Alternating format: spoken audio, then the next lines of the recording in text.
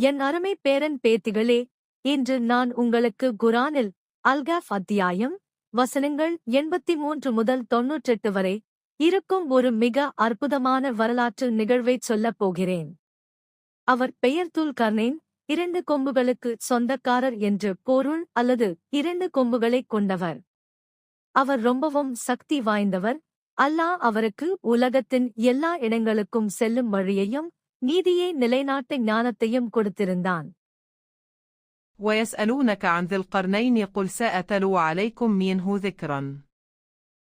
மேலும் நபியே, அவர்கள் உம்மிடம் துல்கர்னைனைப் பற்றிக் கேட்கிறார்கள், அவரைப் பற்றிய நற்செய்தியே நான் உங்களுக்கு ஓதிக் காண்பிப்பேன் என்று நீர் கூறுவீராக.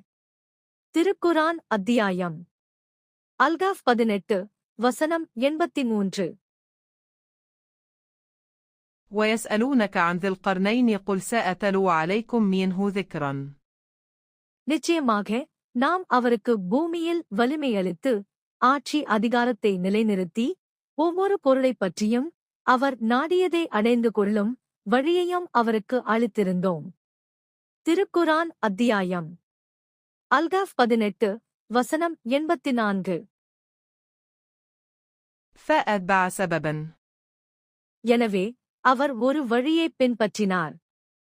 திருக்குரான் அத்தியாயம் அல்காஃப் 18 வசனம் 85. மேற்கு நோக்கிய பயணம், சூரியன் மறையும் இடம். முதல்ல துல் கர்னேன் இந்த உலகத்தின் மேற்கு திசையை நோக்கி பயணம் செய்தார். ரொம்பத் தூரம் போனார். حتى إذا بلغ مغرب الشمس وجدها تغرب في عين حمئة ويوجد عندها قوما قلنا يا ذا القرنين إما أن تعذب وإما أن تتخذ فيهم حسنا.